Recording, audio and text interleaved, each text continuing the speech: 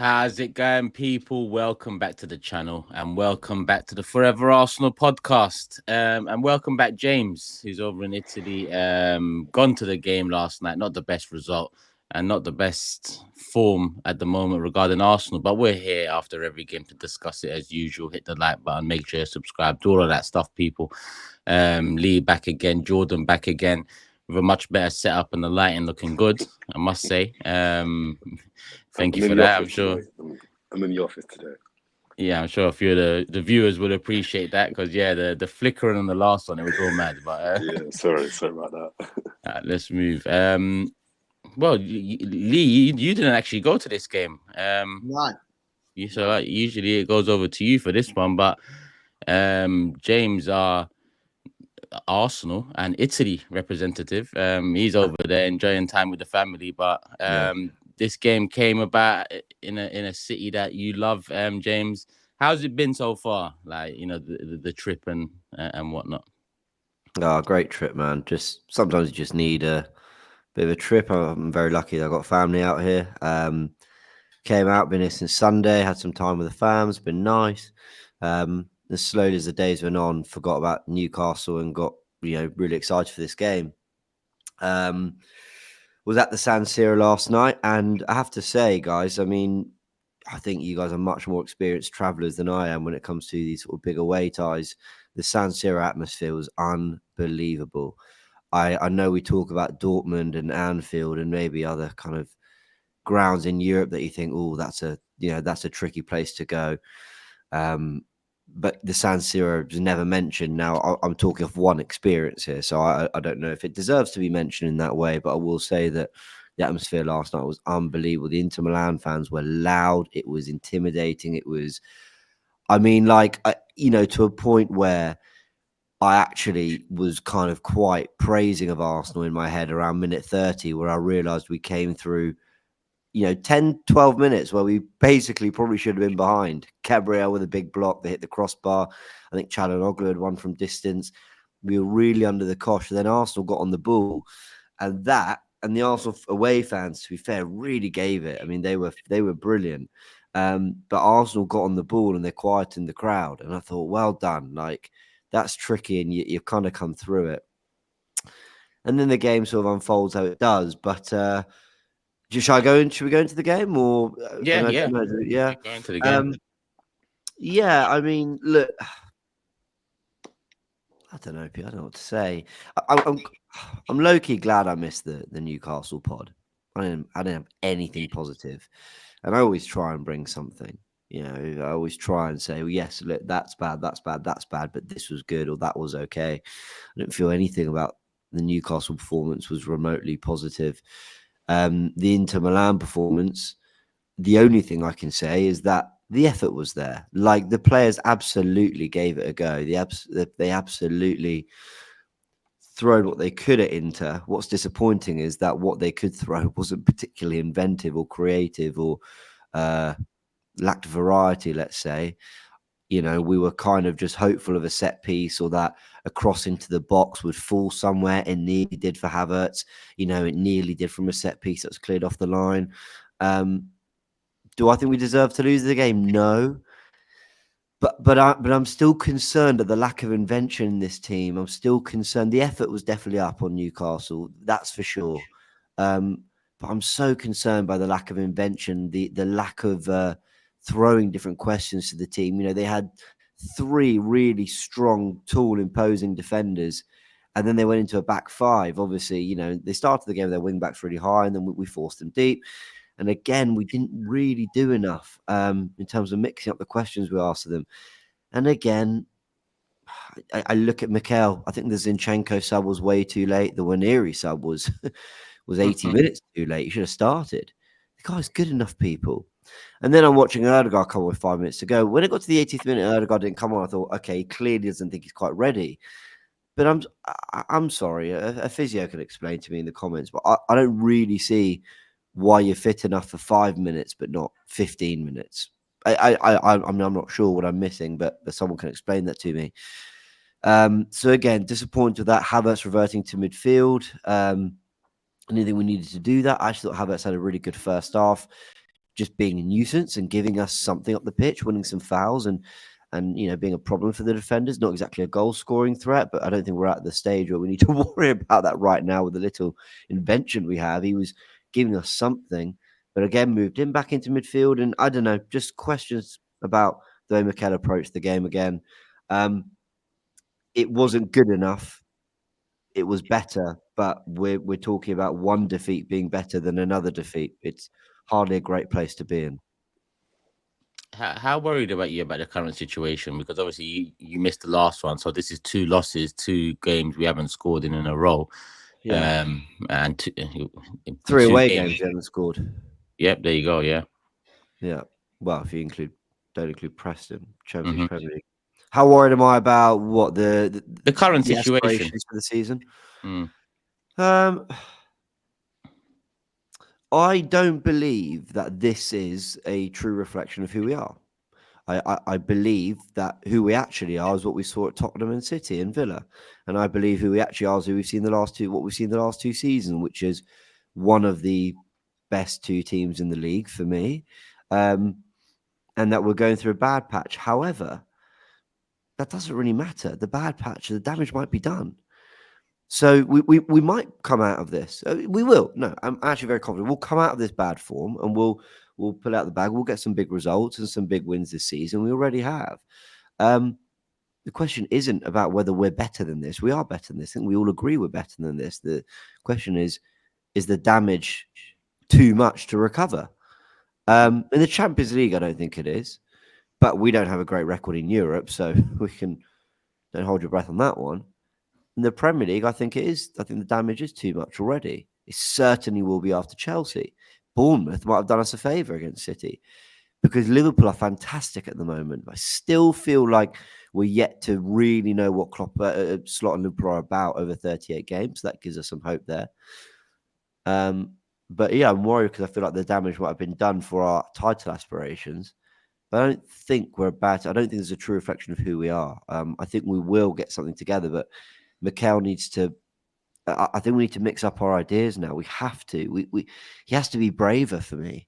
Munir and Zinchenko should have come on far sooner. Sterling is a real conversation point now. And Turkish, I know you're super underwhelmed by the signing, and I think you're being proven absolutely right because of the way he's being used. But I'd like to say that I don't think we have any evidence that he's necessarily a bad player at the moment because we're not seeing him, other than the evidence that Arteta doesn't want to play him. Quite damning evidence. So, yeah, I'll let you guys come in. I've talked for about 6-7 minutes now, but those are just my general thoughts. It was, I don't know, there were signs of a better urgency from Arsenal. Which is something, and the effort was there, but we need something more creatively in terms of the way we want to break down these teams because we're going to face more of that this season. Yeah. No, 100%. Jordan, let's bring you in there. Talk to me, man. Couple games now in a row, haven't scored a goal. 2 different competitions, 1-0 losses. I'm with James. This is one that in this competition we can recover from. But I was looking at this game as a game to give us something different before Chelsea, and I didn't quite get that. Yeah, I mean, I would probably agree with the 2 of you that progressing through the Champions League isn't. I'm not overly concerned about that. I am slightly concerned about our ability to kind of go to top European teams and grind out draws. We're not playing very well at the moment, but I think European teams with aspirations of trying to win the Champions League, you go to Milan and you get a draw. Even at your worst, you find a way to get out of there with a draw. I've read some of the blogs and I've listened to a few Arsenal fans talk about the game last night. I disagree with the majority. You won't be surprised to hear. I don't think we played well yesterday. I think what's happened is I think we have let the bar drop so low. We think last night was a decent performance. It wasn't. And I think James nailed it. I think unlike Newcastle, the effort was there. There was a lot of effort. I don't fault the team's effort at all. What did we create? Set pieces again was set pieces was our main thing, and Havertz a couple of chances. A couple of chances. I mean, yeah, I'll take half chances Turkish. But people kind of confuse dominating the ball with actual chances. And you could argue we deserve to get something out of the game because of domination that we had. But what did we create? We didn't create anything. They also confuse, Jordan. Sorry, I know I've talked for ages, but they also confuse the fact that we nearly scored for a chance created. 100%. Like it was cleared off the line. There were loads of bodies. I'm also not really expecting that to go in the back of the net. The ball fell to Havertz because of a cross into an area that kind of fell to him. That, James, you know what I mean? Was that a chance created? No, we didn't or was that create just that. we huffed and puffed, and at some point the ball's going to fall in the right area. I'm just not having this. We played well yesterday. Why? Because we had the ball. We didn't play well. If you play well, you dominate the ball, but you create 3-4 chances. I was looking for two things yesterday. I was looking for a clean sheet and a game where we created lots. I'd have even taken a goalless draw if I saw at least that we were creating 3, 4, 5 chances over the course of the game. That would be improvement for me. So I don't understand this "we played well" narrative that I'm hearing from the fan base. We didn't play well. The bars just dropped so low. We think that's good. Because Newcastle was awful, we think that is good. No, it's better than Newcastle, but it's not good. That doesn't win you a title. That doesn't win you a Champions League. So I don't agree with the narratives coming out of the fan base. I think Saka put in 5 or 6 absolutely beautiful corners. Some of the deliveries from Bukayo Saka yesterday was amazing. To not get our head on one of those was disappointing. But I was watching Inter Milan defend last night, and who did Inter Milan defending last night remind you of? Arsenal last season. I watched it. It reminded me so much of Arsenal, doubling up when they need to double up, but also one-on-one could handle their players. Good covering, good shape. All right, they conceded the ball. That Italian DNA runs through them. We've got the goal. Try and break us down. That's on us. I thought they defended really, really well. So you could say, did we attack not well, or did they defend really, really well? I think it's a bit of both. But for me, there's still too many players that are looking at Saka, and I'm going to call out Martinelli. I'm sorry. I'm not going to bother with Trossard because Trossard I'm just done with Trossard in that sense. Put him back on the bench. As Turkish has been saying for a long time, he's the best 12th man in the Premier League. He's doing nothing. So I can't be bothered to go into Trossard. But Martinelli, for me, is still flirting. He's flirting. He gets the ball. He looks dangerous. He looks menacing. He threatens to do something. Couple of decent crosses into the box over the game, but he doesn't do anything. He doesn't do what did Martinelli do yesterday? He doesn't do anything. He's quick, doesn't use his pace. Sorry? Going forward, he doesn't do anything. Oh, well, I was just going to say, he's quick, doesn't use his pace. Defensively, he's definitely a weapon and an asset. But I'm sorry, if an attacking left winger, your biggest strength is that defensively you're disciplined, get out the team. Get out the team. And I think it's a sign of where we've let our standards drop this season, that we see Martinelli's performance as acceptable. It's not acceptable. I'm looking at the game thinking, apart from Saka, who's doing anything? Who's actually doing anything? Apart from who? Apart from Saka. I've had apart from who? Apart from Saka. Yeah. Apart from Saka. You pleased with Saka. Let me tell you why. Let me tell you why. You pleased with his performance yesterday? You thought you pulled out. You picked on Martinelli, yeah, and you've compared it to Saka's performance. Let me tell you why. Let me tell you why. Right, I'm interested. I saw Saka on at least 2 occasions beat his man. That's a winger's job. I saw Saka put in 5, 6, maybe 7 pinpoint crosses that if you get your head on those, we could score. Martinelli didn't do that in the first half, Jordan. No. I do think Saliba had a great chance from Martinelli cross. Yeah. Don't have a look at the highlights. Have a look at the game. I saw Martinelli. I watched the whole game. I saw Martinelli put a couple of crosses in. I don't remember any. All right, James has picked up one Saliba header. I don't remember any crosses that were really threatening. I don't remember any crosses thinking, "Oh, he's not doing anything."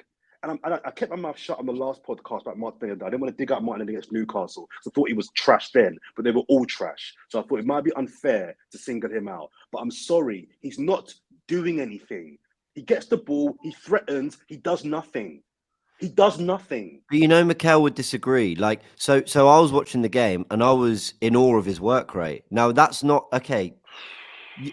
Okay, but Jordan, right? That's not enough for you. But Mikel will love that. So if Martinelli was a winger that I felt was being left up the pitch when a team came to attack us, and then he could attack that space, and there were moments where he was one-on-one with Dumfries where I wanted him to do a bit better. But if I felt he had that license to be that constant threat, I would understand more. But there were moments where they should have countered on us and been in behind, and he's the one recovering. He's the one dropping back to track the wing back. He's the one protecting Timber so often. He does it in every game. His work rate's unbelievable. I'm not sure the shackles are off. I'm not sure he has. I know our wingers are always expected to work back, and I know I'm making excuses for him, but you say he did nothing. I don't think he played particularly well going forward. It was our best attacking option. No way. No way, Lee. First half. No way, Lee. No, Saka was better. I'm getting fed up with it now. I'm getting fed up with everybody going on about how poor he is. Like he has to do a defensive job in a crap side at the moment. The way we're tactically set up. So Lee, let me ask you. Every single time he gets the ball, he gets it given to him. Every time Martinelli gets the ball, they look at it, and Timber has to come back inside. He has to go. Gabriel don't give it to it. Every time we get on the right-hand side, Saliba feeds Saka straight away. Straight away, he gets fed. Straight Lee, away. the ball, don't get it. I'm fed up with it. Lee, can I ask you? He played well. But Saka did create more. Go on to him, like, you know what I mean? What did Saka do in that second half? If Martinelli done that, you'd be on him. Lee, you're getting emotional now. Sorry, Lee, you're getting emotional. Saka did create a lot. Saka did well. You talk shit. Oh, come! What the fuck? Lee, football's not that deep. You don't need to be like this. I agree. Martinelli's being scapegoat. Listen, Jordan, I disagree with you that Martinelli did nothing. What I wanted to ask Lee was, Saka was the most creative player. Hang on. What I wanted to ask Lee was, does he think that Saka and Martinelli, as our two wingers, are being asked to do different jobs? Because we can credit Martinelli for his defense displays. I've always credited Martinelli for what he does off the ball. I think he's amazing off the ball, and when we're defending, I've never doubted or criticized him for that. Doesn't Saka do the same thing? I think Saka's got more stability around him. Is Saka lazy off the ball? No, Saka's far from lazy off the ball. But I think what Saka has a little bit more of is because our six plays on that side in Partey and White hasn't been overlapping as much. There's a little bit more on that side for him to be able, and he does work incredibly hard, Saka. No one's praised the winger's work rate more than me. But I do think there's a little bit more of a platform around him. What Saka doesn't have at the moment is much help because Ødegaard's been out of the team. We haven't really solved that problem. Saka for me was the most creative player yesterday in terms of beating his fullback, putting some lovely crosses, some fantastic crosses in the box, not even just from corners, from open play. Picking out the back post on several occasions. I thought he did some great stuff. Martinelli, where I defend him, I think he put such a shift in defensively. He's asked to do so much in terms of covering our left back, in terms of dropping back to make it a back five, that I sort of feel sorry for him because I think he's gassed out by the time he gets the ball. Sorry, James. I've just realised something. We spent the whole of last season making excuses for Martinelli about the fact that the left side of our team has been disrupted. We said 2 years ago, there's Zinchenko, Martinelli, Xhaka, that kind of axis, that side was brilliant 2 years ago. We spent the whole of last season saying with Xhaka leaving and Zinchenko not being in the team, that has impacted Martinelli's game. That was your argument. I hadn't thought of that. I didn't fully buy into it, but I can understand if the whole of your side has been disrupted, it's going to have an impact on his game. So I gave him a pass. Martin Ødegaard has been out of the team for most of the season on the right side. I've not seen a massive dip in Saka's performances. Yeah, fair. So I'm not having this excuse for Martinelli. And whether you thought he was decent yesterday or not, we can disagree on that. When was the last time he played well? City away, he was brilliant, I thought. James, offensively, come on. I think Jordan means come offensively. On. Last game that last time he played well. But that's your version. You and I get it, and I want this too. A blistering winger that's going to take on his fullback constantly. And he's had long enough, James. He's had long enough to cut you. He's had long enough. So I got a dog going mental. I'm not saying that Saka is being amazing. I'm saying Saka's performances, every single game, he gives me something. Is it enough? Maybe not. But he gives me something. Martinelli gives me nothing. Nothing. Yeah, I lean towards your way of thinking. It's not the first time we disagree about players on this pod. It's not going to be the last time either. But I do think generally, I think no one in the attack has been amazing this season, but Saka has been the best. And I also look at it as Saka has been let down by the rest of the attack. And I just don't put one person in that. I put Martinelli in that. I put Trossard in that, and I put Havertz in that. And I throw Arteta in that as well, because then the argument when it comes to a Martinelli might be the left-hand side, or when it comes to Havertz, it's him being asked to win headers on the right wing and left wing and central areas, and these might impact their ability to really back up Saka in the final third. And I get that, so throw Arteta in there too. But I do think in attack, the only one in Odegaard's absence that has done anything in the final third, and we're talking final third here because I know the effort is always 100 with certain players. That goes to Martinelli, that goes to Havertz. The effort is always 100. That's a given. But in the final third, when you need something, when you need a bit of magic, when you need a bit of creativity, a bit of, a shimmy, a step over, a 1-2 pass, we're lacking a hell of a lot, and I think it stems from everyone aside from Saka, and more importantly Arteta. That's what I've got to take it to, because some of the things he's asking Havertz to do whilst being up front, it just is counterproductive. It don't make sense to me overall. It just don't make sense if he's the guy that's meant to bang 20 for us, because Martinelli's not improved like he should have. Because 2 years ago we could look at it like this: Saka, Martinelli, 16 goals, 17 goals. Give them a Firmino type striker, a Jesus type, where he's not going to be an out-and-out goal scorer. He's going to be a facilitator for these two. Lo and behold, 1 year later, Martinelli's numbers drop. Havertz does better than expected in the number 9 role. So I think that outlook is a bit different now. But now we've got 2 players in the front 3 that we don't really think is going to get close to 20 or 20 in the league. And that's a problem for us, because that should have been the next upgrade. And then you throw Trossard in there, and I'm with Jordan. I don't want to really dwell on it too much, but the attack is missing some flavor. It's missing some, I don't know what it's missing. We've got a lot of confidence players in attack, all of it. Like Havertz is a confidence player, Martinelli's a confidence player, Trossard's I'm not hearing all of that either. At the end of the day, I'm hearing to give them a Dubai break. Yeah, man, on 6 figures a week need to go Dubai. That's probably what they need, a nice holiday, innit? Maybe get them a masseuse as well every day of the week. Why not? On us, on the fans. The fuck is this, man? On us. They need to play better than they've been playing, and that's it. I mean, again, I'm with Jordan. I don't think we played well. I think the bar has been so low recently that it looks better than it has been. It was better than it has been, but it wasn't one that 6 months ago we'd look at and say, we was good. We was good in that game. We were just unlucky. It's the current circumstances that, in my opinion, have people thinking we was any better, because the chances created. You're right, James. A deflected pass or cross into the box lands to Havertz. He should be scoring that. But he didn't. It's a great block. Havertz, now another chance. He makes it beautiful. So often I laugh at people mentioning names on here with certain players, but if that nestled in, that was like a Bergkamp versus Sunderland, I think it was. Which one was it? Sorry, what happened? In the top corner when it was curling in, and then the keeper just managed to, get fingertips to it. Yeah, he shimmied in onto his left, and then he curled one into the back post, and it looked like it was going to nestle in, and Sommer just got a hand. Oh, from my angle, that looked like a cross to the back post. Maybe it was more of a shot. Maybe it was. He picked out Gabriel. Was it kind of Gabriel or someone attacking it? Yeah. Or, I can't remember. Or Jesus or someone. Okay. Yeah. I think it was a shot, but it did look like it could have been across the back post as well. Yeah. It can be confused, but it is what it is. He had that moment. And other than that, it's set pieces that excited me. It's set pieces that excited me all of a sudden. And James, we talked a few weeks ago when we was talking about, are we boring? And I said, I don't give a shit what we are. If we win games, that's all that matters.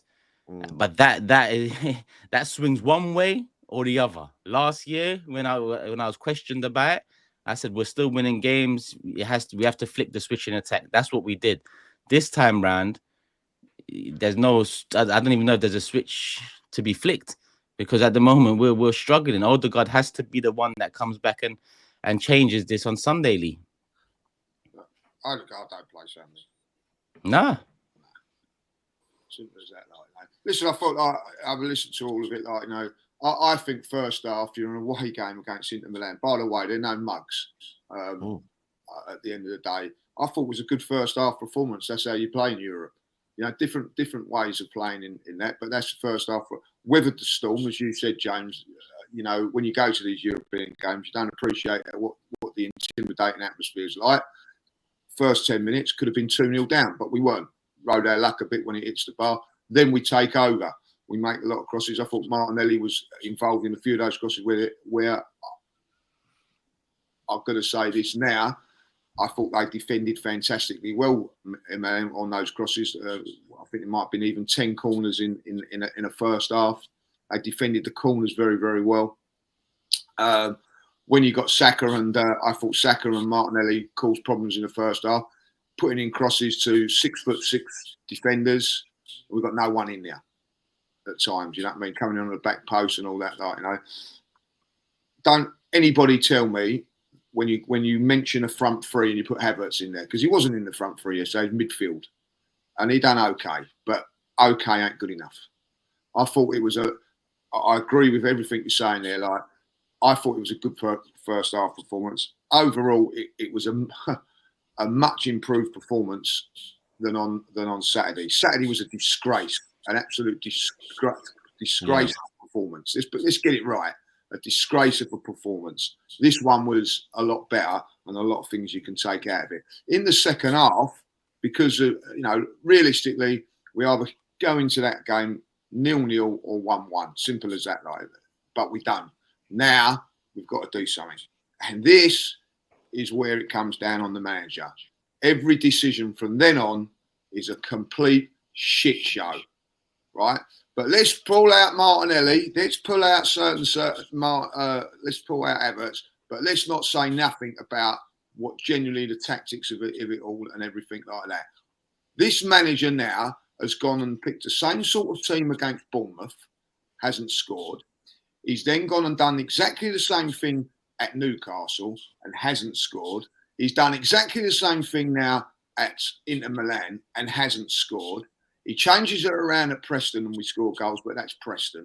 So let's do exactly the same thing against Chelsea, don't score, and let's blame everybody else but the problem that it is. And that's how I see it now. I felt at the end of the day, that's fair. It's a big decision. We're 1-0 down. It's a big decision. Do you know what? I'm gonna praise him for this. For the first time in so many weeks, half-time sub. Needed. Hindsight's a wonderful thing. I think it was an illness league. Wonderful thing. It was a poxy decision to do that. Why don't put Havertz up top and put in a Wanyeri or someone like that? I do not know. And the continue to keep doing that when you've not scored is incredible. I will say another thing. I thought Timber was fantastic yesterday, but from an attacking point of view, he gives you nothing. He done one run in the second half, but I'm not having a go at him here. When the ball comes across, I want you to go back and have a look at it. The ball goes across his body. He comes back because he has to go on his right hand side. He doesn't open up his body to get it onto his left foot and ping it into that. That's why when Martinelli gets the ball, he is getting it a lot less time than what Saka is, because Ben White lets the ball go across him, Saliba lets the ball go across him, and they can ping him straight away. That, in saying that, the front three at this moment in time, and I'm telling you what the front three yesterday was Trossard again, and then you had Martinelli and you had Saka. Not good enough. Didn't look like it was going to score against Newcastle, right? Yeah. So why are you doing exactly the same thing against Inter Milan? That's what he done. I'll tell you what, we'd still be in Newcastle, we ain't scored. We'd still be in Milan and we still wouldn't score. And we're relying on the set pieces. I thought our set pieces were pretty good yesterday compared to Newcastle. I thought they was crap against Newcastle, but I thought that deliveries yesterday were good. I give them a lot of credit for the way they defended. Now, also in the second half, I don't care what anybody says and the possession stats and everything. I've heard people turn around and go, oh, we've gone to Inter Milan and got 60, 70% of possession. Yeah. They allowed that. They dropped off and they allowed you to do that because you know what? They went, we're good defenders. We ain't going to worry about you attacking us down the side. I thought their defensive structure was fantastic yesterday, like putting their bodies on the line when they had to. But at the end of the day, what they said was, right, we're going to play a back five. You have the ball in front of us and do what you want. But I tell you what you're not doing, you're not getting in behind us. All right? And Saka, as much as he huffed and puffed, he never got past the defender once in the second half. Now, he might have done it in the first half because it was a different sort of tactical game. But in the second half, he didn't. There was no inventing ever from anyone. And the I disagree with that. He did beat his ball back once or twice. He did in the second half. He did. Did he? Wait, did he? Well, all right. So, he beat him there, and the cross was so good, was it? Because I didn't see it. There was the. Listen, I've watched it. I know he weren't great in the second half. Like, you know, the one bit of inventive we had in the game was when Trossard put the ball into Havertz and the shot. That was the one time that we played a little. Where's all our 1-2s around the box gone? Where's all our little triangles gone? They died with Odegaard. That's Odegaard. Yeah, there's no triangles. It's Odegaard, right? So there we go. Like, you're telling me now a manager can't replace an Odegaard, and we've had to change a complete system, complete everything because we haven't got a player there. Like, and I'm sorry, stand and imagine. 2 years ago, he cost us the title because we lost Saliba, right? We lost Saliba, and he never be able to replace it. We've now lost Odegaard for 5-6 games now, and we're still scratching our heads here saying we haven't replaced Odegaard. Yeah, I agree with you. He did the same with Xhaka. We lost Xhaka, and he spent 6 months trying to figure out how to. Well, it's not good enough. At the end of the day, you've got one game now. Totally and utterly agree with you. Totally and utterly agree with you. To sort it out. If I don't win at Chelsea, it's down on him. The lack of solutions is staggering. Another thing. I've got to say this. What are you doing taking a player out there, all the way out there, right, for 3 minutes of football? You might as well kept him at home and run his arse off and got him fitter that way. Because that yesterday was a waste of 2 days of Odegaard. A waste. I agree with that too. I think that was PR bringing him on. I think. Yeah, I don't want PR, sorry. I want us to do things. I know. And I'm with you. No, I'm with you. I'm trying to find reason in bringing him on. I think maybe the images of him coming on, you know, Arsenal fans on Twitter is going to be about, our captain's back, hair and all of that stuff instead of the loss that it was. And you're right. How can a manager that talks about options and fine margins so much leave us in We've got left backs that can play right backs that can play left back. We've got left backs that can play 8. We've got left backs that can play 6. We've got right backs that can play CM. We've got CMs that can play full backs. We've got a striker that can play every other position but striker, but we ain't got a striker. We need a goal in the last 2 games. You look on the bench and you want to see a striker come on this pitch. Instead, it's Zinni or Benjamin or Jesus or not Sterling. And like James said, there's no point in talking about that one. That one's signed, sealed, delivered, dead signing. Yeah, not Arteta's. It wasn't planned, and that was it. But so much options in every other position. Bring on a striker, please, mate. Oh, we can't. Fine margins. And then you see one banging in a hat-trick in the Champions League that was available for a certain amount. And you think to ourselves, that's the sort of risks that you needed to take this summer. And if it wasn't a financial one like that, then bring in one of these loan cheap ones. Like, how did Osimhen go Galatasaray? Come on, there was options this summer, but we left ourselves with no striker, hence why it looks so weird now. You need a goal, and I'm seeing Zinni come on. Or I'm seeing like Jorginho come on against Newcastle. Well, it's just not. Can I add to that? When your striker's playing midfield, Yeah. Your striker's playing midfield, right? Your 6'4" defenders. I don't know how big Havertz is, but he's got to be up there. You've got to be able to put. he put Jesus up there, like, you know, who done nothing. You know what I mean? And I'm not having a go at him there. They're bloody good defenders. You need something. You need your strike. If you're saying you don't want to go and buy a striker, Havertz is your man, right? And I'm not saying that he is or he ain't. I'm saying that. So play him there. Why are you playing him in midfield when you've got midfielders on the bench? Yeah, I agree with that. I was thinking yesterday. I had a bit of maybe a light bulb moment in trying to understand what Arteta's trying to do at times. And I think, and there might be a better term for it, I think you could call it something like percentages football, which I might have mentioned before. And what I mean by that is, do you remember interviews he's done in the past where he said, like, you know, this was back when we were really shit, right? And he basically said, well, if we keep crossing the ball, we'll eventually score. Like, he was like, it's maths. Like, it has to happen. We keep crossing it. It will eventually end up in the back of the net. He said that in like 2021, I think, 2020 or something. And then he said last season in the summer, do you remember the interview where he said, all the data showed we should have been champions, but we weren't? Do you remember that quote? Sort of in July, just before coming back for pre-season, I think around the Euros time. He said all the data said we should have been champions, but we weren't. So you have to look at why that was. Now, I think he plays percentages, but what I mean by that is I think he sort of believes, oh yeah, I forgot we were all out of position, didn't we? I sort of think Arteta believes that if our XG is higher than the opposite team's XG, if we are good defensively, we will ultimately score a goal somehow, and it should be enough. In the way we won at Tottenham, probably in how we did at Villa, in how we did a lot of the running last season. You know, Havertz with the moment to Trossard at Old Trafford, we win 1-0. You know, a couple set pieces against Tottenham. Ultimately, it was just about enough. I think what I find staggering about that is, doesn't that lean then more towards needing a real guaranteed goal scorer? Doesn't that lean more towards having someone you 100%. Can really bank on being 100%. A one chance, one goal man? And that's what I find interesting, because I think Arteta, and I said this on my match reaction on my channel, like, do not take this as me defending Arteta. But I think Mikel sits there and goes, yeah, but Martinelli should have scored that chance at Bournemouth, so we should have won.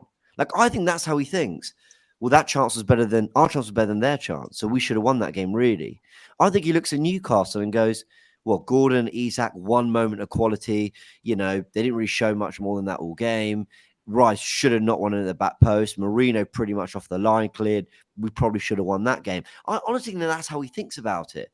Like really, this should have happened and this shouldn't have happened. Now, Mikel's I'm sure he's got a much more complex football brain than that. But sometimes it feels like that. And it feels like it's about, well, the data will go in one way, then it'll go our way eventually. And there might be some truth to that. But then why not have the person that takes that low XG chance, which basically means not a guaranteed goal, but he makes it a goal?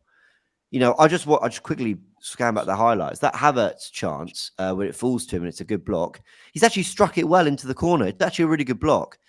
But I still think Jokera's on the form he's in, it's in. It's just in the back of the net. Salah, it's in the back. Look what Salah did against Brighton the other day.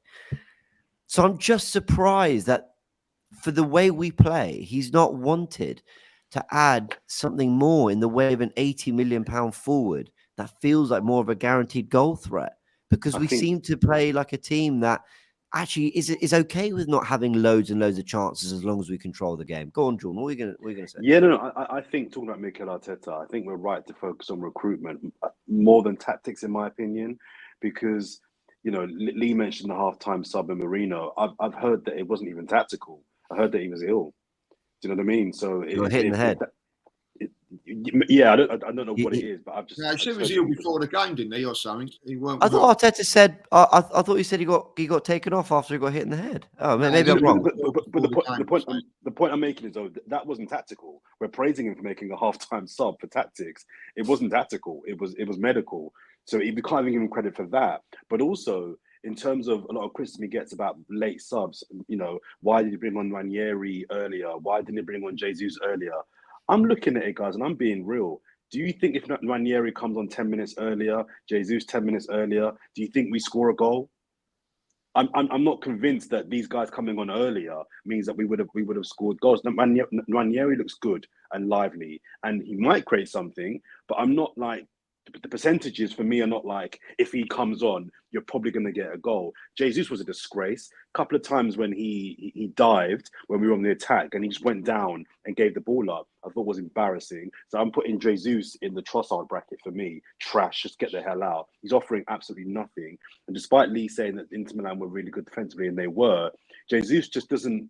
He just doesn't do anything either. So I'm done with him as well. Think about the difference with Trossard. Sorry, Jordan, but Trossard's actually shown he's good enough off the bench. I'm happy with Trossard on the bench. Yeah. I'm happy with Havertz on the bench. I think Yeah. what Havertz does on the pitch is something great to have off the bench. That's what I think. But if it's on the pitch from the get-go, it's far from great, because it's just you could get better in every position he finds himself in. You can get better on that pitch if you go for a specialist in those positions. But as a squad player, I think it'd be a great option off the bench, Havertz. Jesus is different in that sense because I don't think he would be. I think the future for him is out of here. Whereas with Havertz and Trossard, if we'd done what we had to do this summer, them two would be doing what they should be doing, which is coming off the bench to change up the game. We need the goal target man, Havertz. We need to win some duels. All right, Marino, Havertz, come, Trossard, or you need a goal. But instead, it's relying upon them. That's the problem. I guess the point I'm making, though, is that tactically, I think Mikel Arteta Lee makes the rightful point that it's 3 or 4 games now where he's doing the same thing and it's just not working. But I would counter that by saying, I don't know tactically what he could do, because I think he left himself short by his lack of recruitment. Yeah. I think tactically he's left himself, suffocated because he doesn't have another striker to do something different. Jesus is not the guy for me. And the guy that you do have, as Turkish just mentioned, that come off the bench do something different, you're now starting in midfield because Odegaard is out injured. So, look, Odegaard is back now. Whether he starts or plays on the weekend or not, we'll see. But I think if we don't win this title, I don't think it will be about lack of tactical flexibility. I think it will be about recruitment, and it will be about the lack of options that he didn't sign this summer. Jordan, if we don't win the league this season, right? It's down to these last 3 games, because I get it that you've lost your midfield player, and I get it that we've done well. We've done well in the first few games, right? Yeah. Why did we do well in the first few games? I'll tell you why. Because teams don't know what's going to go on, but teams now have been looking at Arsenal over the last 3 or 4 games. Well, how can you beat Arsenal? Well, I'll tell you what we do. We get a goal in front, like we have done, and then we drop, and we'll make sure that you can't get in behind us. And that's what Newcastle done. Newcastle done exactly the same thing as Inter Milan, dropped off and defended properly, and we had nothing to come back. So you have to look at different ways and things like that.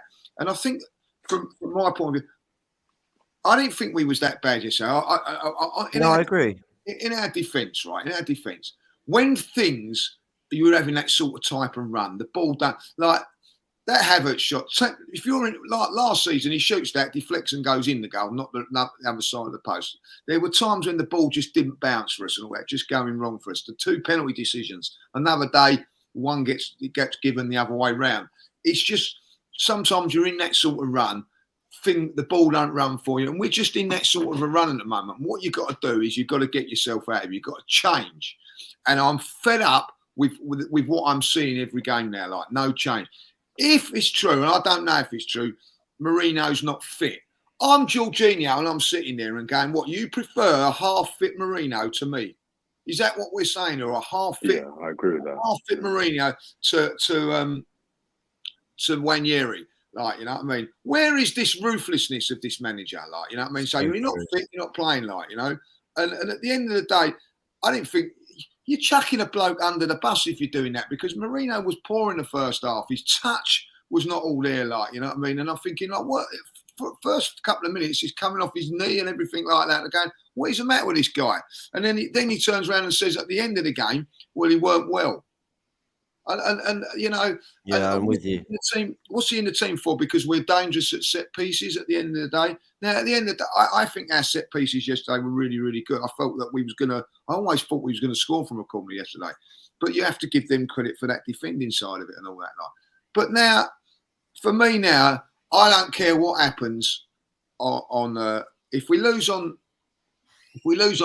Sunday, it's done, right? But if we're going to lose, I want us to go losing with all guns blazing. And I mean that now. It's like, if Odegaard or Wenger, I'm going to say, if Odegaard and Wenger are not playing on Saturday, I think I might walk out. I think I might walk out of the game.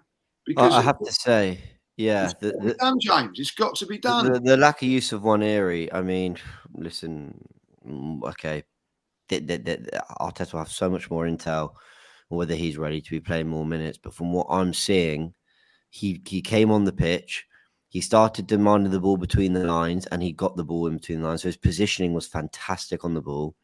And then there were two moments where he turned the defender and opened up the game. And there was one very late on when he got that shot goal. And I'm thinking, Trossard, man, hang your head in shame, because look what Waneri's just done. You don't tell me you don't have the technical quality to do that. You might not be a natural dribbler in the way Waneri is, but this is a 17-year-old who's showing you up in that position and showing you how to receive in between the lines and turn at players. Now, again, listen, I don't want to come at Trossard too much. I mean, I still remember his kind of, form in the running. And I think he's being shoehorned into a position and a shape that doesn't come naturally to him. But you still expect better. But there was no third man runs from midfield. They weren't attacking the space. They weren't doing anything to mix things up. And then Waneri comes on, this 17-year-old. And yeah, he did light it up a bit, guys. He did. There was one moment where he had like 3 Inter players trying to get the ball off him. And he thought, he might have lost it. But he still came away with it and rolled it out to either Zinchenko or Martinez. I can't remember. You know what? I want you to carry on, Jim. You know what worries me about that? You're right. But it didn't come to nothing because he didn't have players like him around him, pass and move players. Like he was trying, he was taking man in terms of, like you said, 2-3 man, and that should be leaving space for someone else in between the lines, and he just has to cut out every single time and then just kind of pass it across. But sorry. No, you're absolutely spot on, which is why it can't just be all on one player. It's got to be the team. I thought Zinchenko, like I mentioned, that sub came way too late. I don't know why Zinchenko. I mean, okay, the fan base of the fan base, but I don't know why in Arteta's eyes he's become someone he just totally reluctant to use. They had their wing backs pinged back by our wingers and a 3-man midfield. I mean, it was like made for Zinchenko. They had no wingers on the pitch. It's like the one time this game, that's the team to play him against.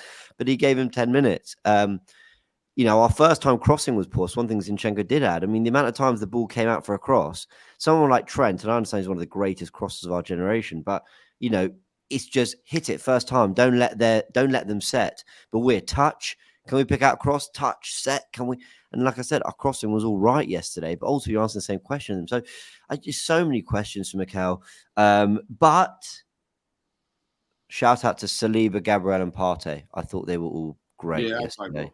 Partey in particular, I thought did really, really well. I understand that ultimately. So what? I get it, but I think we're going to need them 3 in form if we're to win at Stamford Bridge. And if something can click in the attack, it's good to know that. We've been talking about our attack recently for the last, basically since the Bournemouth game, but our defense has looked a lot shakier. And suddenly all these comparisons, Saliba and Gabriel, were getting to some of the greats.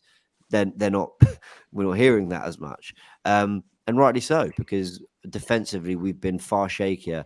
I thought this was much better against Inter. We weathered a storm, and then look, it was. Let's be honest, it's a lucky penalty. That's not me saying it's not a penalty by the UEFA rules. It is, or whatever.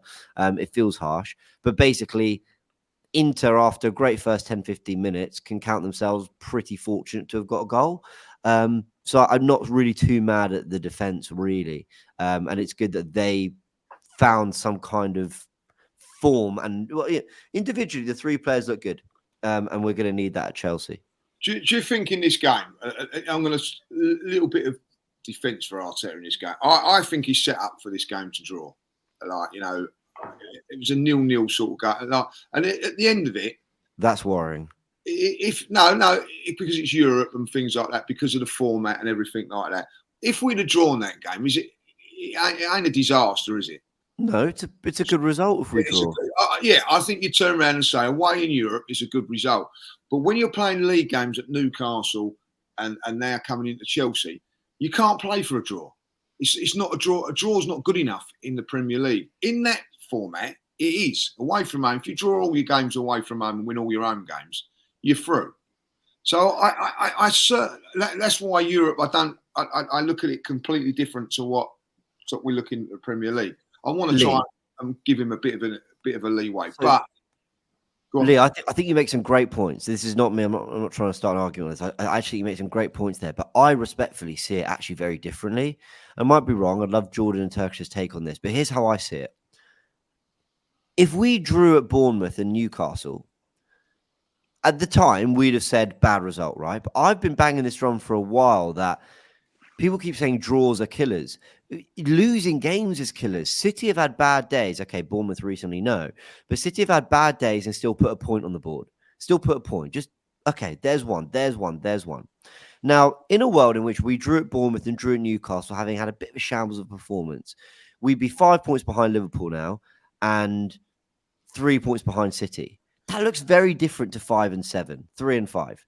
It does look very different. Is that how it would look? Is it 5 and 6? Yeah, basically, I think we'd be 3 behind. Yeah, then that'd be it. We'd be 3 behind City and 5 behind Liverpool. So we'd still be disappointed we didn't win those games, but we'd be undefeated and we were going, you know what? We're not in great form, but at least we haven't lost. We put a point. Now, I look at this intergame differently. In Europe, with this format, there's very few games in a season that you actually say is losable. Real Madrid have lost 2 in this format. Bayern Munich, I think, might have lost 2 already. Like, if you look at the Champions League table, which sounds weird to say, there's a few teams that have quite a bit of work to do. We hadn't conceded a goal. We were unbeaten going into this game. I actually think we should have gone for it more, and Arteta should have played more expansively, knowing if we lose, it's not the end of the world. That's the way I see it. I see it as Bournemouth, Newcastle. I get being a touch more pragmatic, and hopefully you win. Well, you should play to win, but if you don't and you draw, it's annoying. But Inter, if we lost, having had a real go and seeing something really exciting in terms of chance creation performance, we'd be encouraged going to Chelsea, knowing that the format probably allows for us to fix the problem in the next 4 games. That's the way I see it. I agree with you because and what you're saying is because really we don't know how this format works and all that. It may be like let's go there, give it a go. I get that, but also you have to look at it, James, and I if you draw 2 games and you win 1, lose 1, you get more points, but it doesn't look good on the table. I know on the eye of the table, you've lost the game or whatever. Spurs will go above us on Saturday, losing 4 games. But the difference is that they've won the other games. They haven't drawn the game. So I see what you mean. There's different ways to look at it. I get what you're saying, but the fact of the matter is, we've got to go to Chelsea and we've got to win. The draw's no good now. We put ourselves, and if we play like that we might win, right? But the chances are we draw or lose. You know what I mean? Because of the way we're set, we've got to really go there and really put in a performance. And I don't see Mikel doing that. Do you know what someone said to me in one of our groups yesterday, which is a fair point? And listen, in my groups, they're big Mikel fans. You know what I mean? A lot of them, he's not brave enough as a manager. He's not brave enough. He's more defensive, conservative. And my mate turned back and go, do you know when I knew that we probably won't win the league? There was a moment in the season when I felt that I don't know if Mikel's the right person to get us to win the league. And I went, when was that then? And he went, when we went down to 10 men against Bournemouth. The substitution was so defensive that it wasn't a manager that says, I believe in my team and believe in what I'm doing. We're going to go and win this game. And I look back now, it's a great point. It's a great point, that will be the tipping point of Mikel when people are going to criticise him and whatever. I think he needs he deserves a lot of criticism over these last few games because he's been found wanting to replace Odegaard. But I think at that moment in time, maybe he's right, is that if Odegaard's in that team and we've got all of our players fit, maybe he goes, do you know what? I don't need to put on a defender here. We'll go for it a little bit more, But he did, and maybe that was the defining moment of Mikel, and that, it might not be, but I think now it's come to a time when he's got to make a brave call. It's either he plays Odegaard, who's not fit, or he plays Wanyeri. One of them two has to play on Sunday. Turkish, do you think Arteta will get this back? And back, forget the title talk. We haven't earned the right to have a conversation about the title yet. The form has been, the results have been, they will hold weight this season. And we will see what that means at the end. But in terms of rediscovering form, in terms of going on a run of 8 wins and 2 draws in the next 10, or doing anything like what we did at the start of the 22-23 campaign, or what we did at the end of last campaign, it's 2 years in a row where we have found a patch in which we've put together truly unbelievable form. And I don't want to sort of overlook that. Do you think Arteta will rediscover that this season for a third time? You're on mute, sorry, bro. I want to say yes, but honestly, I'd be, I'd be lying to myself. Listen, we have gone on 2 amazing runs in the last 2 seasons, but because it hasn't ended with anything, it just feels hollow. Those amazing runs. Do you understand what I'm saying? So, how much foundation is that for me to believe we do it again from a position that we've left ourselves in to actually win something? Because that's what it is for me now. Because when you say, is he going to turn it around form-wise, maybe, but come the end of the season, there's going to be uncomfortable conversations because we are going to fall short. And you know, when we speak about being brave enough, I just think to myself, he was brave enough to say these are the best owners in the world. So I don't give a shit anymore. If we go Chelsea, we don't win it, I'm with Lee, we have to win it. Some accountability and explanation is required. I'm sorry. You were made manager from head coach. Now we're hearing that you're taking part in the sporting directive. I think this ain't good news for me, because it's really similar to what happened with Wenger. But at least Wenger had the clout and the credit and the stature to be given that, you know, time, patience. I don't understand what's happening here. I'd rather us pause on that, considering our form, and to see how the season goes before making such a decision like that. Because I totally agree. You know, I just don't feel good about it at all, because accountability is necessary this season. And from when you've said these are the best owners in the world, from when you signed that contract, I'm sorry, you know, it's all on you now. And that's just and nothing. That's the bottom line of it. The bottom line is we need a major trophy this season. We need to get over the line. And when I say major, I really mean Premier and Champions League. I love the FA Cup, but it doesn't hold the weight of those two. And I don't feel like, you know, 5 years of a process and phases and all of this stuff leading to that, it wouldn't have been worth the wait. I'll be honest about it. It wouldn't have been worth the wait. We didn't wait 5 years, challenge 2 years in a row for anything other than the Premier League, bread and butter, really, and the hope in the Champions League.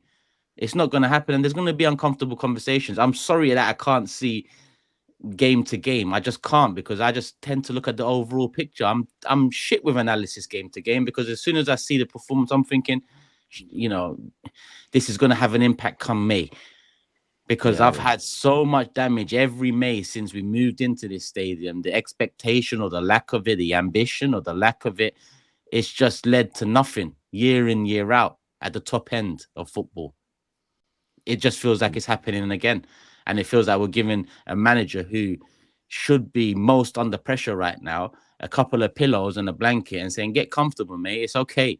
Because I don't think whatever happens this season, there's going to be accountability. But surely there must be another season. We failed to do the necessary in the summer. What, we're going to let that slide again? But listen, Mikel, Chelsea, massive game for him. Massive game for us, because I'm with James. You know, we could afford a 10-8 round against Inter. We could afford a knockdown, because it's a competition where you still expect to qualify. We could afford to try something different, because we just got knocked down previous round against Newcastle. That was a 10-8 round against Newcastle. You've gone in the same, and essentially you needed to do something different. You needed to claw back some points in a sense. We didn't do that. That leads to Sunday, which could be the knockout blow. On Sunday, Chelsea, who haven't beaten us at the bridge since 2018, they're probably looking at it like this is our best chance for a while to put the nail in their coffin. And we are in it right now, because that's the fine margins that we are dealing with City, the fine margins that Arteta's talked about over the years. So fine margins matter game week 11, they matter game week 29. We've seen that already ourselves, Lee. No, I hear what you're saying. Can I just ask a question? Was everybody disappointed when they see the teams? Yeah. Yeah. No, something. I Something. was. I didn't think Timber needed to start this one, and I also didn't think going with Trossard Havertz again. It just felt like blind faith to me. Yeah, I'm with you on that. And do you know what? You make a great point there, and James, you make a great point about the format of this Champions League at this moment in time. Do you know, like, you come Chelsea on Sunday and Newcastle, there's a pressure. There's a different pressure in there because you feel you've got to win. Where perhaps in the Champions League, I know it sounds so you haven't got to win. So maybe a bit more free range. Maybe he should have just gone out there and said, no, it's hindsight and everything. Like, if we win this, we win it. If we lose it, we lose it. We draw. But we go out and play this little bit expansive football, what we're going to need to do against Chelsea. At least you know then. But we've done the same thing and lost again. You know what I mean? So I think that that's a great point. But all that needs to happen on Sunday, right, is for Arsenal to win and then get to the international break and maybe reset. That's all that matters now. We have to just get that result. I don't care how we do it, but we've got to do it. Now, if we play the way we're playing, we ain't going to do it. So that's where I think that we need to change a little bit. But we just need to win this game. Whether it will end up we win the league or we challenge for the league or not, the one thing is, if we don't win this game, we ain't. We could actually be in 8th or 9th position come the and the table is starting to take shape. I mean, with all due respect to the teams that are doing brilliantly, like Forest and Brighton. I mean, I do expect them to. Oh, actually, Brighton at 8th, to be fair. So okay, maybe I'm being, but I do expect Forest to slightly fall away. But it's starting to take shape there, and we don't win this. Liverpool have Villa at home and City are away at Brighton. I expect both to win. I wouldn't be totally surprised if they both don't win. But if they both don't win, do I trust us to handle the pressure as the final game of the Premier League weekend? Nope. So what happens? Unai Emery, who, by the way, Villa are due a result. No, not due a result. Not playing well, but they're not playing. Bournemouth, they just drew at home. They got spanked at Tottenham. So everything suggests that they should get battered at Liverpool with a chance they're conceding or did concede against Tottenham. However, Emery and Villa kind of do figure it out sometimes, especially for big games. Could they get something? Possibly. Brighton, City are not in great form, conceding lots of chances. Brighton could certainly do something. And if they do, Arsenal have a chance to therefore maybe close the gap. But we've got to go to Chelsea, which is easily the hardest of the fixtures for all three of the expected title chasing teams. We aren't title chasing as things stand. And I don't know if I'd back us to handle the pressure, particularly. If they go our way, I'm not sure we've got it. I'm not sure we're going to be able to. And if they don't go our way, then what's annoying is in the run-in last season, we showed that we could respond to what City were doing. City would win, we would go and win our game. And we went punch for punch, except for once, which was Villa.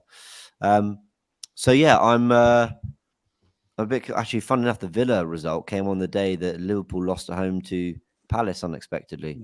Mm-hmm. So I have my fears in that sense. But, as bad as everything's been, a win would be such a massive injection going into the international break. And then you look at, okay, it's Forest at home next, and Forest are no mugs this season for sure. But you then look and you think, okay, come on, that's one win. Let's try and make it 2. Next thing, it's 3 on the bounce. Next thing, maybe, City are playing Liverpool soon.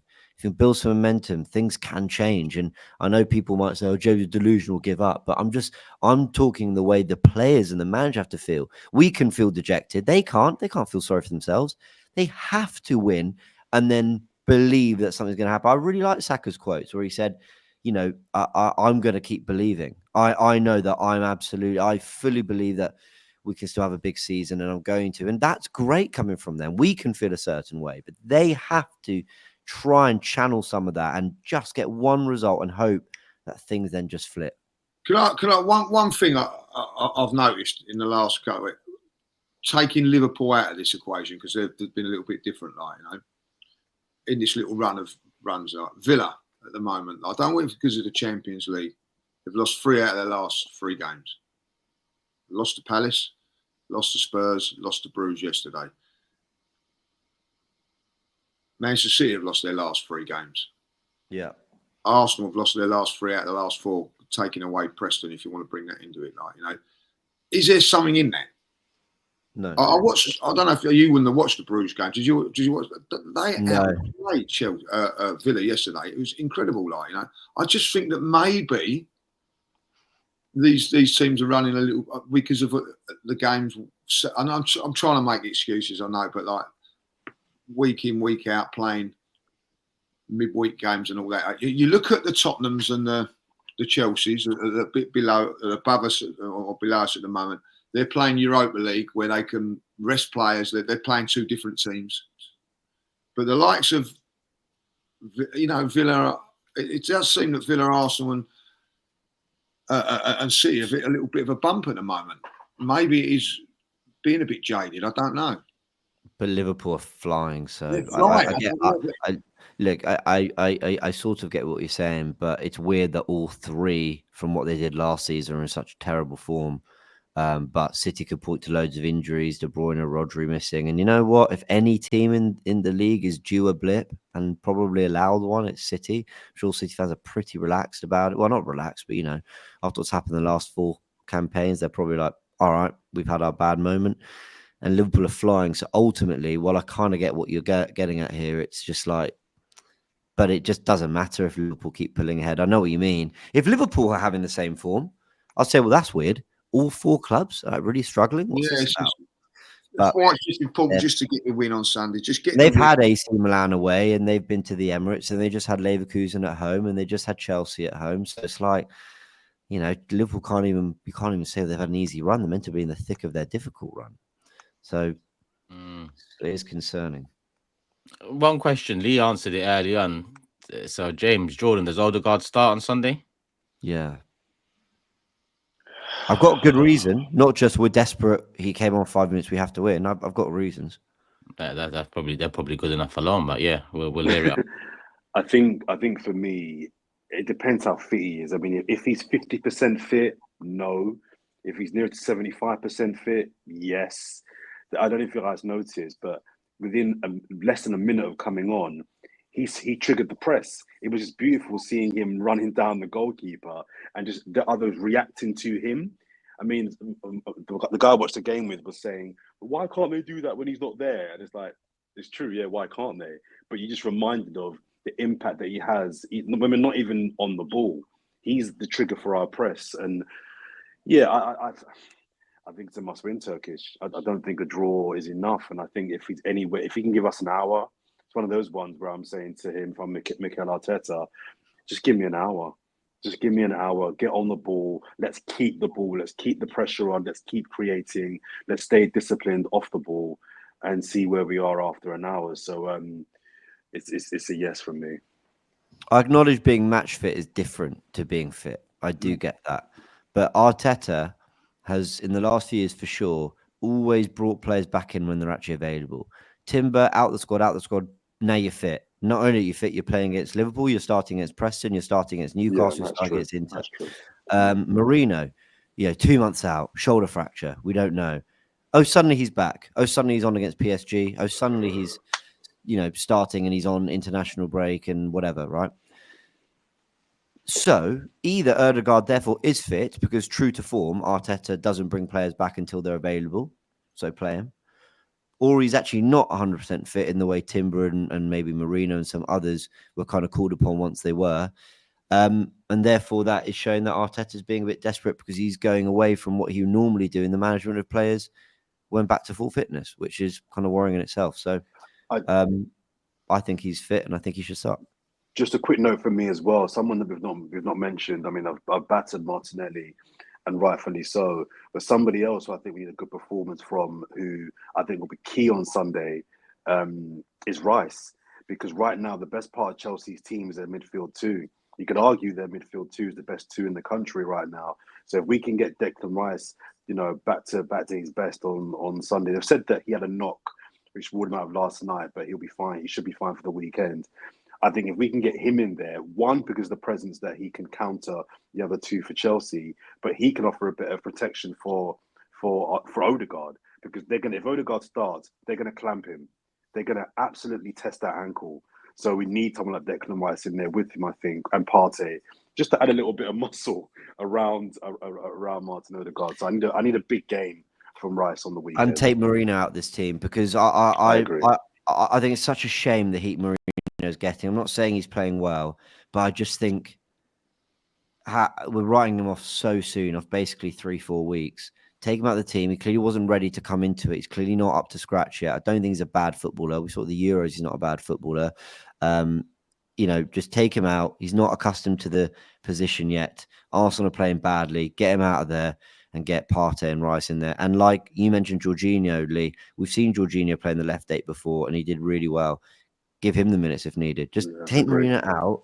And whatever the hell is going on with Raheem Sterling, I don't know if Arteta's keeping him on the side, keeping him on ice while he gets him ready to then unleash him.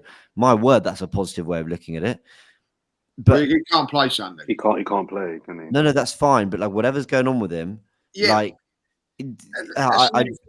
play Sunday, so he's not been involved in the last 3 games. So when is he going to get involved, James? Lee, it's staggering. Lee, they took the piss out of us in the summer, mate. Yeah, the sooner we understand what Sterling was, the better.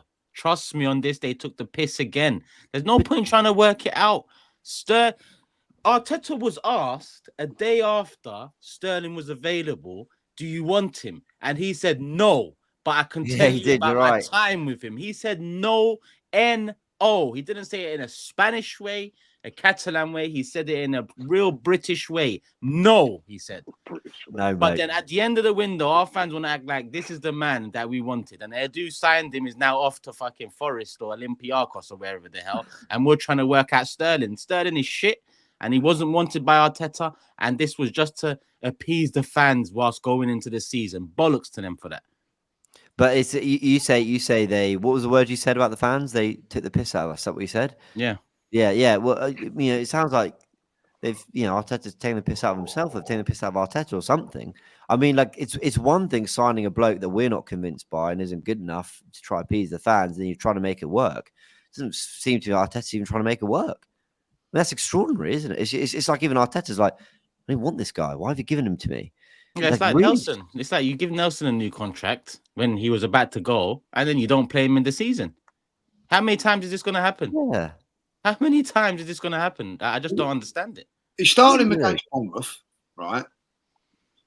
If you think about it, starting him against Bournemouth, he didn't do anything wrong or great against Bournemouth. It was a tactical decision to take him off. So you think, well, that's a bit harsh on him. You know what I mean? He didn't do anything wrong, but, we've gone down the tactical. He hasn't started a game since. Hasn't had a... Yeah. But he also didn't come on against Liverpool. We needed a goal. He didn't come on against Shakhtar when we were defending deep. Maybe he gives you something on the counter. He didn't come on against Newcastle. We needed a goal. He didn't come on against Inter. We needed a goal. That is so worrying. Yeah. That means don't rely on him because we're not relying on him. That's what that means. Bottom line of it.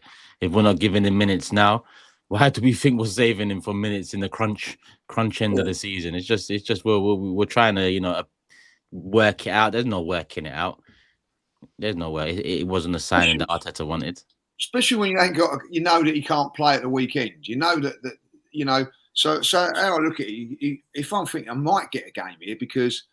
If you was to play Saka or Martinelli and one of them gets an injury or whatever, I can't replace him in the next game. So maybe you're thinking I don't want to take a risk with one of them two with Chelsea coming up. But as you say, he ain't got a look in. Not got a look in, you know what I mean? I know he didn't cover himself in glory at Preston, but I thought he tried and worked hard. But, I'd rather have Nelson, if I'll be honest. Yeah, well, at this point, yeah, I'm missing Emil Smith Rowe. I'll tell you that much, brother. Yeah, we'll save that for another pod. Cool. So Chelsea, the only real big question is the Odegaard one. So I'm going to bring up the prediction table. That's as it stands. Jordan and myself both predicted 2-1 Inter win, so we both got a point on the prediction board. Unfortunately, but yeah, that's how it's looking now. Well done for predicting it. Well done. It's not even a fucking well done. It's just I wish he was right. Such a prick.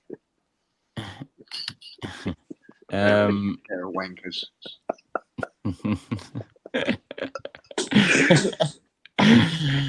Yeah, is there any other points that I've missed on Chelsea that we need to get in, or should we just go into predictions? Just one, Phil. The penalties. Let's bring out the penalties. If you're giving the one against for Arsenal against Shakhtar, which was never a penalty, by the way, Mark, I said it at the time, it was never a penalty. You're going to get, it's going to come back and bite you up the arse, and it did yesterday. Like, you know what I mean? Yeah. I agree with what James said a little bit earlier. That's a penalty in Europe, and it's harsh, but it is all right. But then for them not to give the penalty down the other end with VAR, what is VAR for these days? I really just don't know. It's just, and that's how it goes at times. I'm not saying it like that is a stonewall penalty in my eyes. Stonewall. Yeah. Get clamped in the head. I mean, and by the way, I haven't actually seen it back. I've just seen the pictures. No, it was like it was stonewall penalty. But when things are not going for you, they don't go for you. And right now they're not going for us. Are they going to go for us on Sunday? They say you make your own luck. James, you're top of the league with 17 points, so you come with the prediction first. Why am I so delusional?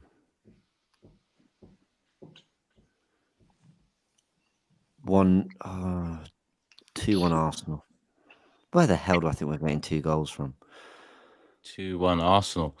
I think we're going to win, but I don't think we're going to keep a clean sheet. So Reed, I don't think we've got more than 1 goal in us, but I just feel like we've got to dig something out of.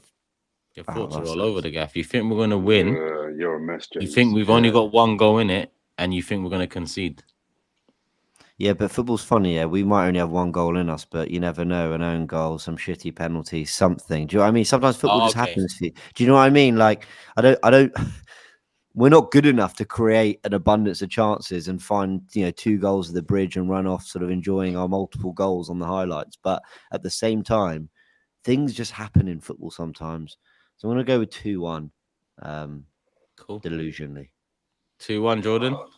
Same as James. I don't know where the goals come from. We're just not creating enough chances.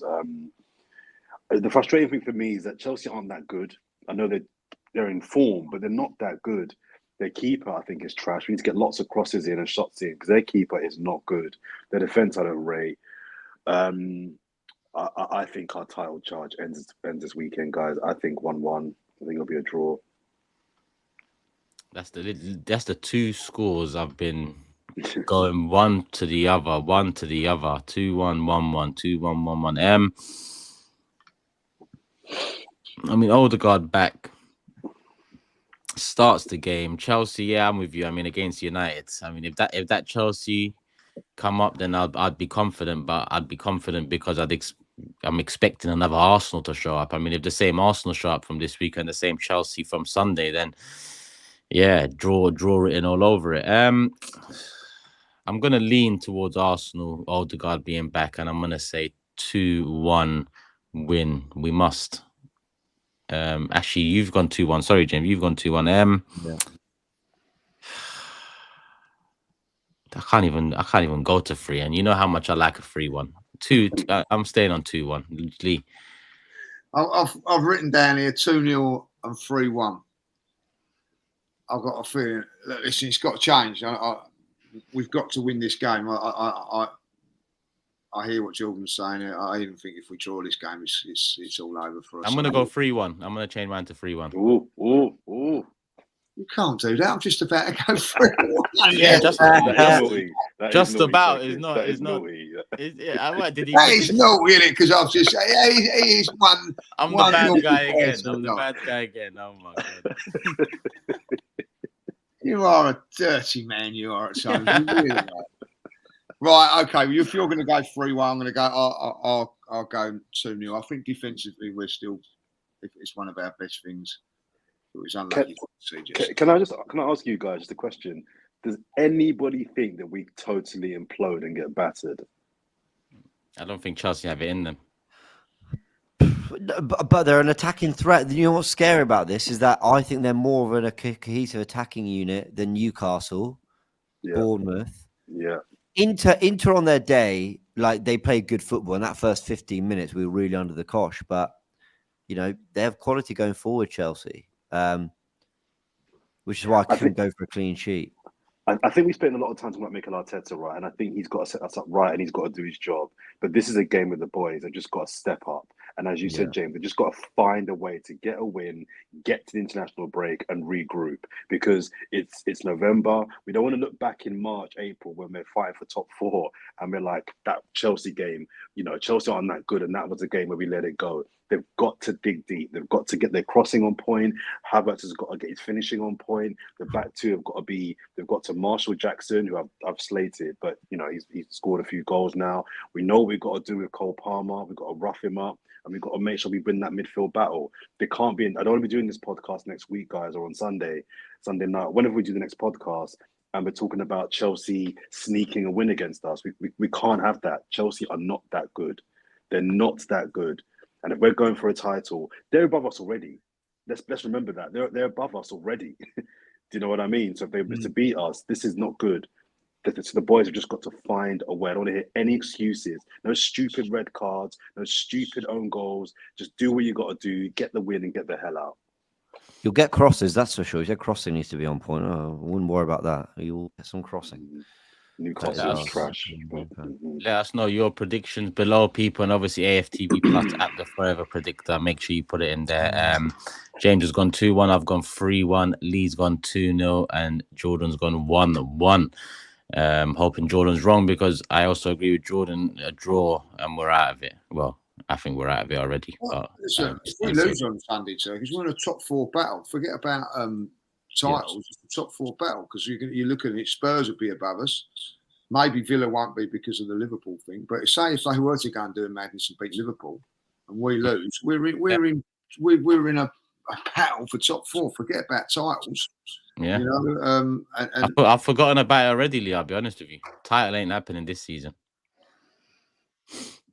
I don't know. Like, you know, if we can get a result against Chelsea, that could be like put us back into it. I don't think it's all over quite yet. If we don't, if we win at Chelsea, I think that we're back in it. I don't know if you guys think that, but obviously Turkish don't. But I do think that if we win on you know, then we go to Forest, and we don't forget then Liverpool, Tottenham, and City are playing. I think the following week, so one of them who will be above us would drop. And then you've got City, Liverpool coming up as well. So if we basically, Lee, if we win 5 games in a row, which we're very capable of doing, not in this form, but we are capable, things I believe will look very different with the league table. Yeah. But let's win 1 game. Yeah, we've got to start winning. We can't. But I get your point. What we're saying is we're not saying, well, let's see where we are in 15 games. I think if we win 5, I agree. I think things start to look differently immediately. But it's just like, I just feel like a cheeky bastard asking for 5 wins in a row. At this point, yeah, cheeky, delusional, one of them. But yeah, we can do it. That's the thing, and we need to do it, to say the least. And I think we need more than 5. But we'll start with 1. We'll move to 5, and then hopefully we can see what's next. Comments of the day. I don't have listen, guys. I don't have a comment because I've been out here and I haven't bothered. So if you want to deduct me a point on this, I'm not going to argue with it. But no, but I did want to say that Arsenal have released new merch. And I do think, my word, their timing is just honestly, the Adidas must have it must be in their contract. Whenever we lose a game, you release that goddamn merch. Now I don't care if it's the summer range for 2027. You release it now. We need something. Get it out now. We just lost a game. Okay, we need people to be happy about something. Erdegaard's come on with a broken ankle, so they're happy about that. Now get that kit out now. Honestly, every time we lose. You're so right. Have you seen the Ricky? David Brent. Get the guitar. Oh yeah. Get the merch. It's time. Every time. James, we can let you off. First? Yeah, we're not doing it this week. I've got a few because after the last couple of pods, I've not been able to get my laptop where my phone is. I'll wrap through just a few. The guy in the top right The guy on the top right is hard to listen to. Next one was Stricto has been on the podcast 5 minutes and somehow got better connection and audio quality than the guy that's been here for years, not naming no names though. Jordan laying on the bed while Lee is moaning about a lack of sleep killed me. I live in Preston and have no mates that are Arsenal fans. So tough for me to get to any games. Was sat in the Preston end and was tough not celebrating the goals. But all I could think of is how much I love being in the away end. The constant chanting and support was unbelievable. Hope to be part of an away end at some point in my life with those immaculate vibes. Love the pod. That was in response, I think I was talking about the atmosphere when we're away. Away fans were unbelievable again. I mean, what a fantastic away fan base we have, I have to say, when it comes to they look good. Team. They look entirely good, man. The four of you should make a whole podcast about the logistics of scheduling a podcast. I thought that was a good point because with my constant change in the days, Turkish's lateness, Lee typing it all in, that's not a bad idea. This one made me laugh, right? Because I was thinking it Turkish when you said it a few times. Bro tried to sneak in Arda Gulan in the convo.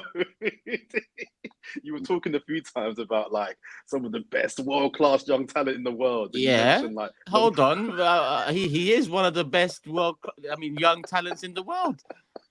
Wait. You lot think Ranieri can talk to Arda Güler right now? I'm not involved. Is that what you lot think? The thing is, you're not wrong. You're not wrong. But there's no chance. Man's throwing top bins in Euros, mate, and he's playing for Real Madrid, banging in goals at the end of last season. The disrespect is crazy. No, I noticed it when you said it a few times. I just wondered. We'll sign him in a year or two. Anyway. It was funny. He needs to move because Real Madrid, they're not. Then Ancelotti doesn't play him. Not showing him any love. No. Just one more. Just thank you to all the birthday love from all the messages from all the listeners, and then happy birthday, mate. Thank you. And just one I noticed that was quite serious, and I thought it was worth reading out. My partner died recently, and he was a big Arsenal fan, and he loved Fourever Arsenal. Wanted to say thank you for keeping him happy. He liked you all, but Lee was his favourite. When he was feeling down, we used to watch the video where Lee had his Kit Kat stolen. That really cheered him up. Keep up the good work. So that's from Paige. So I just thought our thoughts are with you at this time. Thank you very much for that message. Sorry for your loss, man. That was me. Oh, man, I just got the one. 2024, and two of the guys can't get a steady table or a tripod or something bad. And you know what? I'll make him right. I do as well. Listen, I'm moving house, so I'm between accommodations. So it's difficult for me to get a connection, a stable table. You know, I've had to come into work at 7 a.m. to do this. So I can get ready. You know, I'm dedicated, man. I'm moving house, so I'm going to lie in bed and do it on my phone. A nice pillow, a cup of tea. Yeah, fair enough, Jordan. Jordan's something else. My one's from Qasim, and he says, Turkish mate, you have to realize Havertz is a good striker, not world class, but good.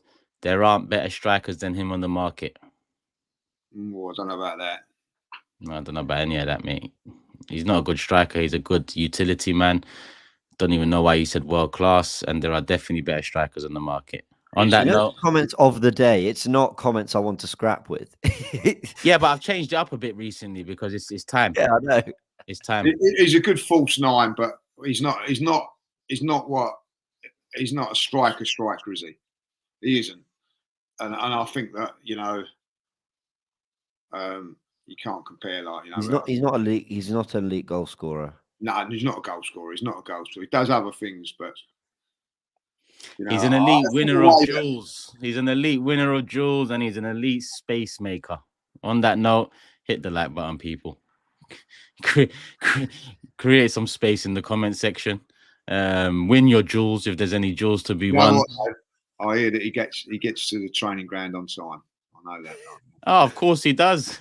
Yes, sir. How many sugars, sir? I'm sure all of that comes into the play as well. He's never late. I love how he said, win your jewels if there's jewels to win. Make sure you win your jewels. I'm going to smash my gran out the way to get to lunch first. Have a dual winning day, people. Create all the space in the world. Hit the like button. Love for the love. And we'll see you again after Chelsea, where, listen, we're ending this smiling and laughing, but this is what the Forever Arsenal pod is about. We'll probably start the next one crying and moaning. Hopefully you've enjoyed. Hopefully I'm wrong there. And hopefully you've hit the like button already, but make sure you do on the way out. Big up James from tuning in from Italy, Lee and Jordan as always, and you as always, people. Love for the comments. Make sure you leave your comments. Download the AFTV Plus app, and we'll see you again real soon. Peace.